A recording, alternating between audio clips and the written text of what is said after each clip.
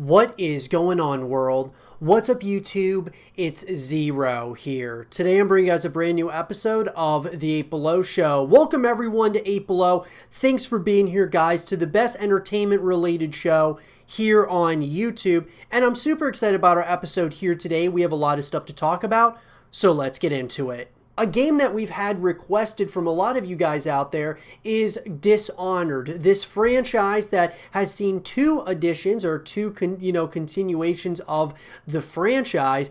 And with that, we haven't seen a Dishonored 3 at any point, and as far as we can tell, it doesn't look like it's anywhere to be seen as of yet, or if there's rumblings. They're very quiet at this point as to whether or not a third game is going to be coming out. And so what I wanted to go ahead and do, guys, in this first segment of the show is talk about where is Dishonored 3. This is a franchise that did really well with the first game. The second game was a little bit more mixed, but nonetheless, both of these games had pretty good critical reception. One of them had good sales. And every time, guys, when it comes down to a game or a franchise being canceled as far as a continuation of it is concerned, usually it comes down to the reception or the sales or both of them together. So let's talk about where is Dishonored 3, and maybe we can break it down to see if this is a game and a franchise that will continue in the future. So let's get into it. So guys, according to Wikipedia,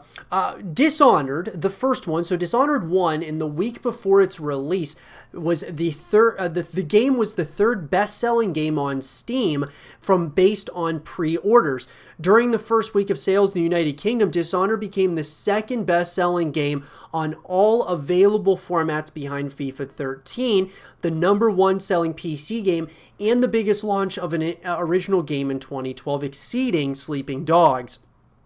It was the UK's 24th best-selling game and the second best-selling original game of 2012. Based on physical copies sold, it was the 9th best-selling original game of the 2010s. So let's just put it this way, guys. It sold really well, this first game in the Dishonored franchise. In North America, Dishonored was the 4th best-selling game of October 2012, selling 460,000 physical units, exceeded only by Pokemon Black Version 2, Resident Evil 6, and NBA 2K13. During the 2012 Thanksgiving holiday weekend, it was the number one game on Steam. And so, obviously, guys, the sales here were pretty solid. I mean, I think we can all agree to that. The sales were really good overall for a brand new IP. And then, of course, based upon Metacritic, Eurogamer, Game Informer, IGN, all of the big, well-known, critical reception, places that you can go to, and all of those, as far as those who gave it a score, gave them pretty high and pretty good reviews, guys. I mean, we received positive reviews from critics. We're seeing, based on Metacritic, you're looking at like 91 out of 100 based on PC. So technically, we were getting anywhere between 80 to 90 on average as far as the Metacritic scores. And then basically everywhere else where there were review scores, you're getting 9 out of 10s, 8.75, 8 out of 10. So, I mean, you're looking at a game that got good critical reception on top of good sales, which obviously equaled a sequel. So with the sequel, guys, here's what we got. We got, Dishonored 2 comes out, and it has good reception as well. You get this game from Metacritic. You're a little bit lower from Metacritic, about 88, 86 was the low for PC, and then you're looking at from Game Informer 9.25, GameSpot gave it an 8 out of 10, IGN gave it a 9.3 out of 10, and Polygon gave it 8.5 out of 10. So pretty much all these really well respected different places that are giving us these review scores obviously gave it pretty good reception once again. So you got generally favorable reviews from Dishonored 2. Now, the sales is where it gets interesting. So Dishonored 2 was the 4th best-selling game in its first week of release, but the launch week sales dropped 38% when compared with the original game. Although only sales of physical copies were recorded, that same week the game had sold the most pre-orders on Steam and was ranked 6th in overall sales. It was the 7th best-selling retail video game in the UK in its second week of release, according to chart track a 52% decrease from the first week, similar to that of its predecessor. After a reduction in cost, Dishonored 2 re-entered the UK charts in the fourth week of May 2017, ranked in 8th place with a 1,267% rise in sales. So here's what I'm getting at. Not only are you getting good reception, you have pretty good sales. Now with the second game, however, the sales were a little bit off. Now when you're looking at the accolades, guys, this is where it's very interesting. I mean, it got nominated for so many different things, that being Dishonored 2. And so now, what can we say and speak on in behalf of Dishonored 3? So look, at the end of the day, when you look at any game or franchise that gets canceled or gets put on a hiatus, typically it's because one of two things, like we said, one being the sales, two being the reception based around that game. And if both things are bad, most likely you're not going to see a continuation. However, if they're good, you can almost, bet your bottom dollar that there are going to be continuations here. Dishonored 3, though, guys, is obviously, the publisher is Bethesda, and then the developer is Arcane Studios. Now, Arcane, guys, are also working on a new IP called Deathloop. And so what I think that we can all probably can take from this is Dishonored 3 is right now on pretty much a limbo state. It's on a hiatus at this point, in my personal opinion. Number one is because not so much the critical reception, because it was not that much worse, of course, than what was in Dishonored 1, and Dishonored 1 had great critical reception. But it's more the sales. The sales were, a good amount of percentages less than what the first Dishonored did. And so Bethesda, I'm not saying that they are cutting ties with this franchise and saying, okay, we're not making a third game. Maybe they're just wanting to give this a little bit of some time. Arcane is now working on a new project, which kind of gives you the impression that maybe they'll come back to Dishonored to make a Dishonored 3. I think that this is a franchise that deserves to coexist and continue within, the overall, gaming landscape. But it's hard to say. I mean, with Arcane working on another project, we're at least, probably a couple of years away from hearing word of Dishonored 3, unless Arcane Studios is working on multiple projects right now, that being Deathloop as well as, let's just say, Dishonored 3. I gotta say, guys, I don't think if you are a big fan of this franchise, and I know a lot of us enjoy Dishonored as a franchise, I don't think you have to panic as of yet. We are still look, the game released in 2016, and I know it's been a number of years now, but Arcane, I think we just got to kind of give them time with Deathloop, see how that goes, and maybe after Deathloop, they'll come back to Dishonored 3. I don't think that they are going to completely leave this franchise because the sales weren't as good. However, I'm assuming that Arcane still made money and Bethesda still made money off of it. Now, was it as much as that they were expecting? Probably not, which is unfortunate because you would think Dishonored 2 would have done a lot better than Dishonored 1 just because of the success of the first game.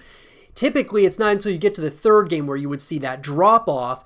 So that kind of is a little bit alarming to me that it didn't do as well as far as the sales are concerned from its first game to its second game. It also is hard, with when this game was released. I don't think that it's, like I said, a panic mode yet. We're not there quite yet. However, we just got to keep an eye on it because the longer time goes, it might be, something that I don't know if Arcane would come back to. If Bethesda would think about greenlighting a Dishonored 3. Maybe they already did, guys. Maybe this is a game that's already in the works. And, it's just kind of, they're taking their time. And this is a game that's not going to come out for another few years. But it feels like to me that they, all in all, there's a good possibility that they're just going to wait and see what happens with Deathloop. And if Deathloop does really good, maybe they're just going to continue onwards with that game and that franchise instead of Dishonored. It's interesting, though, that Bethesda said that they wanted to make this a franchise after the first game. And so you would think that they would certainly greenlight a few titles in this franchise. But once again, it's hard to say. But I don't think you should press the panic button yet, guys. We're still, it wasn't that long ago. I mean, 2016, so you're looking at like about 4 years ago. But some of these games do take years upon years to happen. And with a studio like Arcane that's working on, Deathloop or another project at this point, Give them some time and let's see. But with that, guys, I want to pass the question on to all of you. What do you guys think happened to Dishonored, and will we see a Dishonored 3? Let me know in the comment section below. And for more Dishonored 3 content and videos, stay here with Zero TV.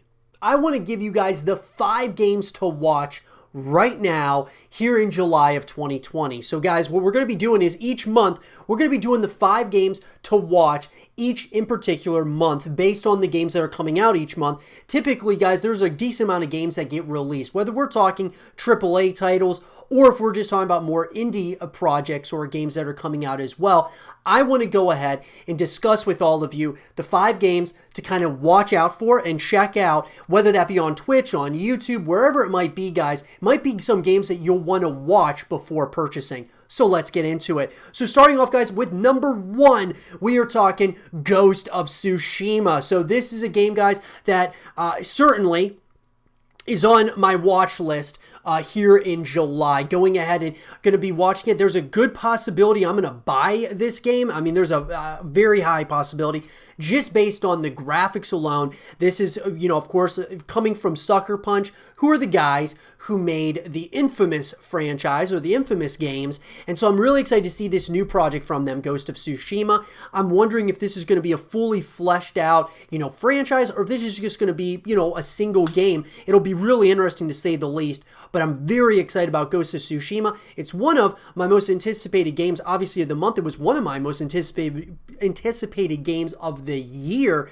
And so absolutely am I interested in watching this. And for those of you, you know, who haven't seen a lot or have seen some trailers or some game footage, you may want to watch some more when the game comes out if you're kind of on the fence whether or not you want to buy it or not. Coming in at number 2, guys, is Iron Man VR. I've talked about Iron Man VR a number of times now on the YouTube channel, and this is a game that I definitely think if you have not been watching, you should certainly start paying some attention to. This is a game that I've been considering to myself, actually potentially is going to convince me to buy a virtual reality headset. And when I look at games like Half-Life Alyx, that was a game that was very much so kind of swaying me to maybe get a VR headset. This game where you get to play as Iron Man, guys, I absolutely have thought about getting the VR headset just based on now Half-Life Alyx along with Iron Man VR. And there's going to be more and more games as time goes that are going to be available on VR that we'll definitely maybe want to pick up. And so it's kind of getting me to a point where I'm thinking maybe I should just dive in now and get the VR headset because I don't own one as of yet. But absolutely, you guys should just be keeping an eye on this. Even if you don't want to buy the VR headset, you just want to watch something pretty extraordinary. What they've done with Marvel's Iron Man VR looks like something pretty special. So I would just at least watch it and maybe, just maybe, it'll convince you to buy a VR headset as well. Coming in at number 3 for me, guys, is Rocket Arena. I've talked about this game a couple of times here on the channel. And you know, Rocket Arena is certainly a game that you're going to want to watch because it's kind of like another one of those arena shooters with which we're getting more and more of those as we go, guys. Games like Diabolical and, you know, obviously Valorant and, you know, a number of different titles, right? Rocket Arena, though, kind of reminds me a little bit, takes, you know, different things, you know, kind of a kudos to Quake, kudos to Diabolical, Overwatch, and games like that. And it looks like just a fun-filled game, right? Kind of reminds me even a little bit of Fortnite, just with all rockets and rocket launchers. And it's just an interesting concept, and I'll be sure to, you know, I kind of have thought about making more and more content around it. Definitely a game to watch, guys, at least for right now, before maybe diving into it yourself. But certainly an arena shooter to keep an eye on and kind of, you know, if it's something that you want to start, you know, playing and kind of diving into, I think you may be surprised just with like all the bright colors and just kind of everything that this game is going to pretty much be for as far as an arena shooter is concerned. If you're into those types of games, definitely watch Rocket Arena.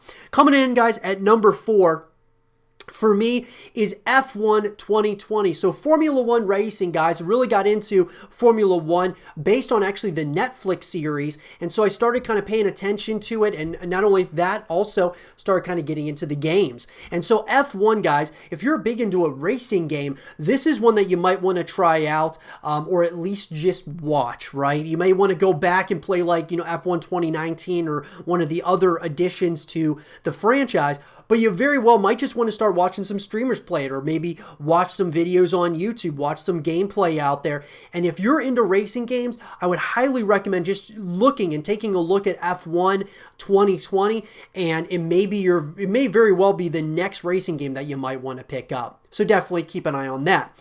And then last but not least, guys, coming in at number 5 for me is Skater XL, which is another game coming out later this month. And, this was a game that got announced just, I think a day or two before, Skate 4 was announced or confirmed that it was in development. And Skater XL, this is a game that reminds me, it looks kind of like Tony Hawk Pro Skater. It looks a little bit like Skate. And I like what they're kind of doing here. This is another one of those games that just looks like they're definitely taking, certain things that probably worked in Skate as well as Tony Hawk, but they're also got their own kind of twist on it. And so I'm excited to at least watch this just to see, because I'm on the fence whether or not I certainly want to buy it or not, but definitely want to watch this. And I would recommend, if you're big into Tony Hawk or the Skate games, I would highly recommend checking out Skater XL when it does release and just kind of watch it. And you might be surprised because it does look like, from a graphic standpoint, from a gameplay perspective, looks pretty cool. But that, guys, is the 5 games to watch here in July of 2020. Let me know, guys, what games you're going to be watching here this month. Let me know in the comment section down below. And for 5 games to watch, content and videos, stay here with Zero TV. Dr. Disrespect, guys, I just kind of want to, kind of put this out there that this is a guy who I believe was really transcending the streaming world in a major way. You think about it. He was almost transcending, even outside of gaming. Just this figure, an incredible streamer, very funny, just a great entertainer overall.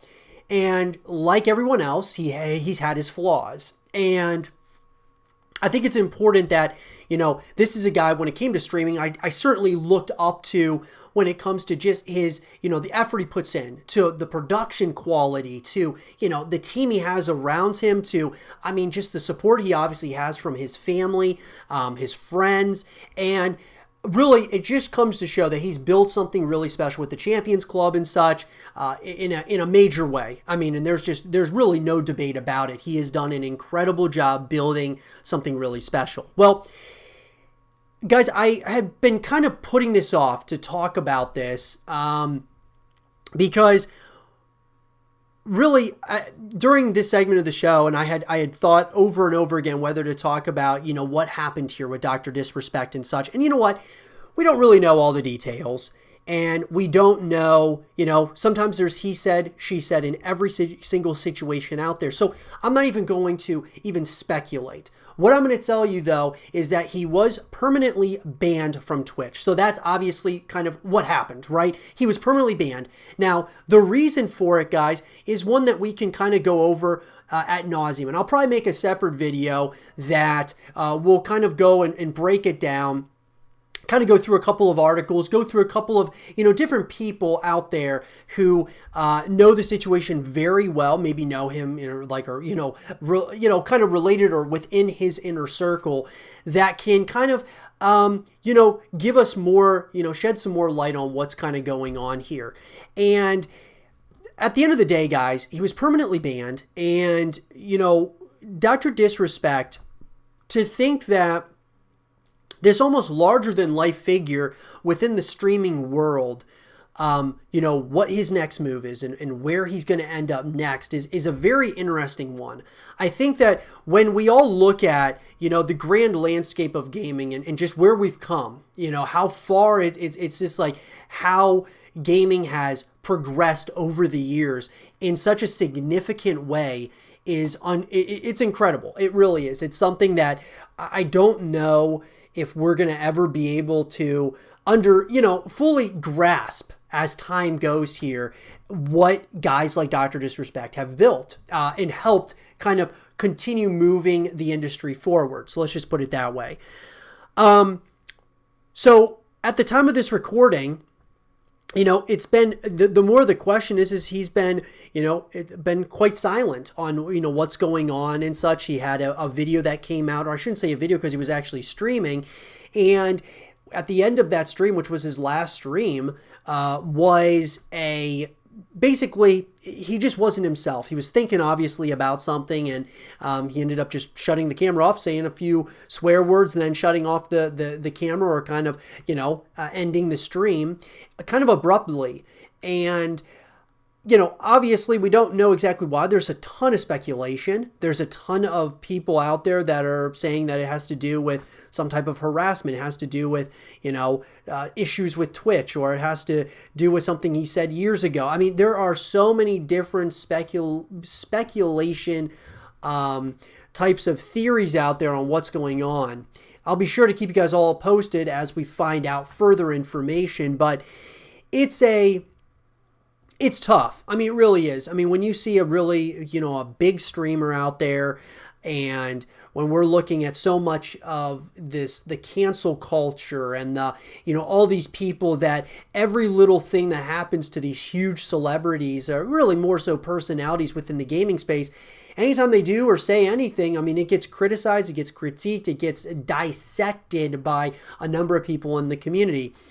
And look, it comes with the territory. I think that anyone who's in that position understands that, look, I mean, anything that we do is going to be dissected. It's going to be, something that the fan base really looks at in a major way, and other people are going to take it even further. And it just happens, guys, with the age of social media, with streaming, with gaming, YouTube, all of this is people critique you for each and everything that you do.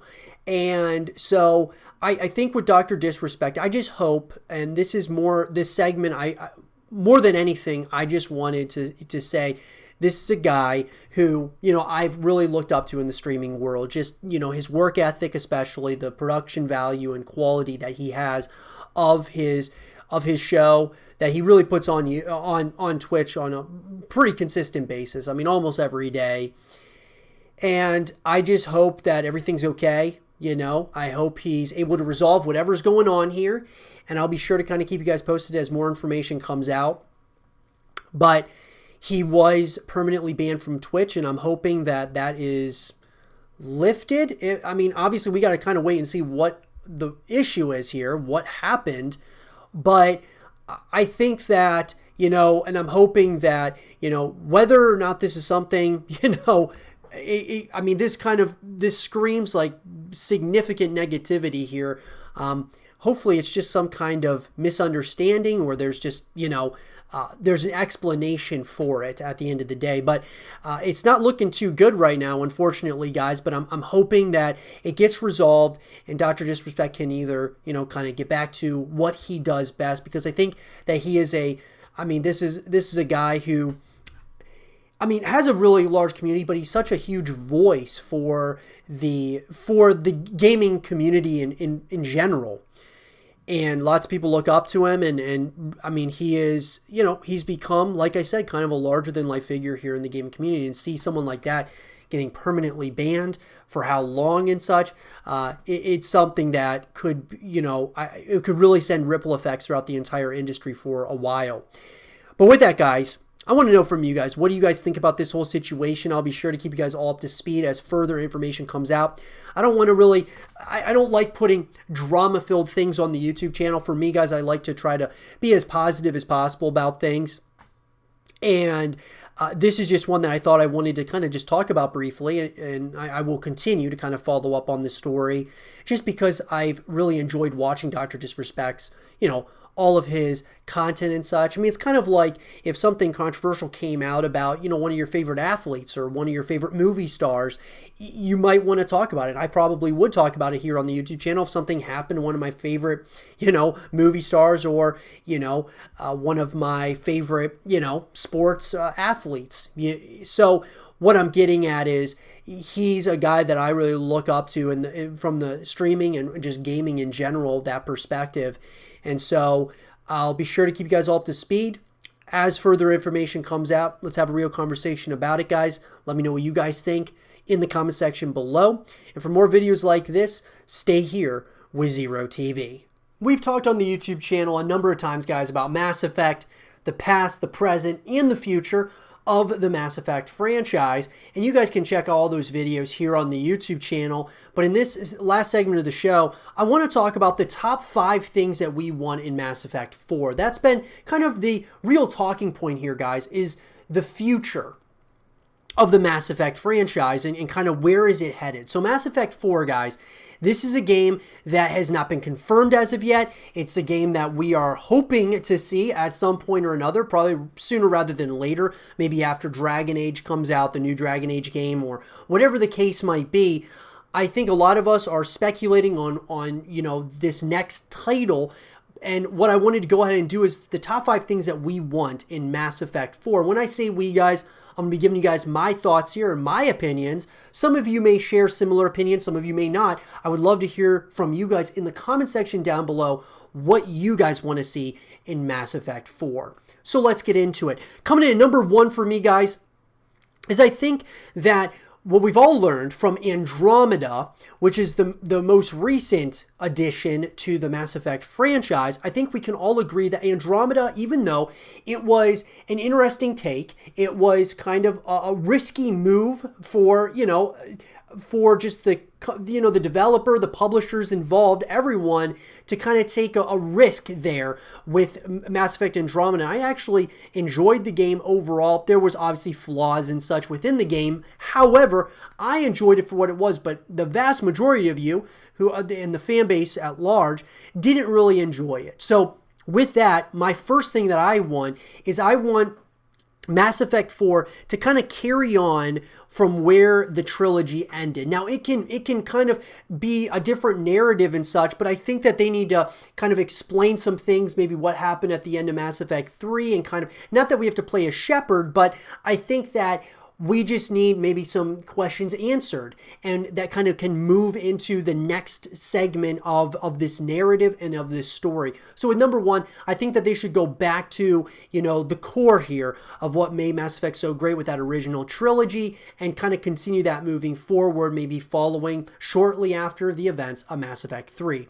Coming in at number 2 for me, guys, is I would really like to explore more worlds. So there's been a lot of exploration within the Mass Effect universe, but I think now that this game would be on like the Xbox Series X and the PS5, I think that there's more opportunity, obviously with the graphics and all of those things, to be, taken up a notch at the very least. But I want to even explore more worlds. I feel that after playing Andromeda, you get this sense that this is something huge. This isn't just like, this is like Star Wars huge. It's like Star Trek huge or StarCraft huge. Like, there's tons of planets, galaxies and everything that to be explored here. And so for me, at least, I want to explore more worlds. I think that's something I'd really like. Just explore more planets and have that open world setting, obviously, and being able to have things to do on those different planets along the journey. Kind of like if you think of like No Man's Sky, you think of games like that where it's just like there's so much to do. I'd love to see something like that in Mass Effect 4. Coming in at number 3, guys, is to take some risk. So once again, getting back to Andromeda, there was obviously a huge risk here with this game getting made, where it was going to be, kind of had nothing really to do with the original trilogy. But I really want to see the risk taken in the player decisions. Now, look, Mass Effect 3 had some very, at the end of the game especially, with some of the decisions that you make, there's a lot of question marks. There's a lot of uncertainty, and there's, a lot of people in the fan base didn't really know what they thought of it. However, the way you have to look at it, guys, is that got people talking. That got all of us talking as a community, and we kind of recognize the original 3 games as this like masterpiece almost, right? So I think doing that again, not necessarily elevating it, but doing that again, having where there's, more, player decisions, but having it where there's maybe a little even more risk, or maybe equal amounts of risk with each decision that you're making along the journey. And for it to all make sense in the very end, I think it's going to be a challenge, but I think that is something that could be really special in this title. And then coming in at number 4 for me, guys, is multiplayer and co-op. I've always said this, having, more ways than one to connect with the franchise, whether you're talking from a single player campaign perspective to co-op campaign, to having co-op missions, to having multiplayer, having a full package to justify paying the $60 price tag, I think is really important. So I would love to see multiplayer as well as co-op. I think that this is Mass Effect 4 will be a game that absolutely should be able to easily include having, multiplayer modes as well as co-op modes and like co-op missions and such. I think it could be something really, special moving into Mass Effect 4 on the next gen hardware with the updated graphics. And when we look at the gaming landscape as a whole, more and more people are expecting there to be like multiplayer and such. I mean, even look at a game like The Last of Us Part 2 that is more so known as a campaign, right? A single player story. However, it has multiplayer elements to it. So Last of Us 1 had, factions, and Last of Us Part 2, it announced at first that it wasn't even going to have multiplayer. But then, when they got the backlash, people wanted that because they want more ways to come back to the franchise and back to the game. They're adding it later on after launch, obviously. And so what I'm getting at here is Mass Effect could take full advantage of going ahead and adding multiplayer and co-op, even if it's after the single player story comes out. I just think it's really important that they do that to create a full package to bring people back to the game after they beat it. That's just what I think at the end of the day. And that leads me into number 5, guys, which is free-to-play elements. And so that's going to be a little bit controversial for some of you, but when I look at games like Call of Duty Warzone, when I look at Fortnite, when you look at Apex, when you look at all these different games, whether you're talking Battle Royale or you're talking just, shooters, Valorant, and other games, when there's free-to-play elements, that brings in a lot of people. And so what I'm getting at here is if Mass Effect 4, I'm not saying the whole game is free-to-play, I'm saying that the multiplayer elements are maybe free to play, or the co-op elements are free to play, so that it gets more people, more eyeballs on it, more people streaming, more people making content on YouTube, more people talking about the universe, which obviously will help continue building the franchise and have more games made over time, most likely, as long as the game's good. What I'm getting at, though, guys, is free to play.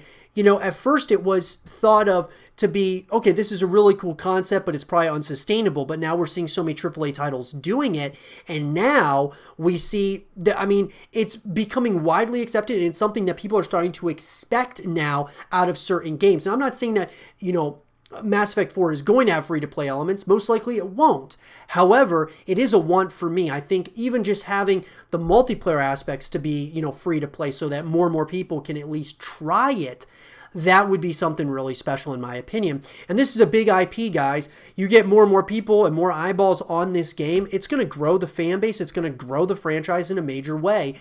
And I would love to hear from you guys what you guys think about that in the comment section down below. What do you guys think about my top 5 things that I want in Mass Effect 4? What are your top 5 things? Let me know in the comment section down below. And for more Mass Effect 4 content and videos, stay here with Zero TV. And with that being said, everyone, I hope you guys did enjoy this episode of the 8 Below Show. And if you guys did, leave a thumbs up, subscribe if you're new, stay positive, and as always, I'll talk to you guys all in the next one. Peace.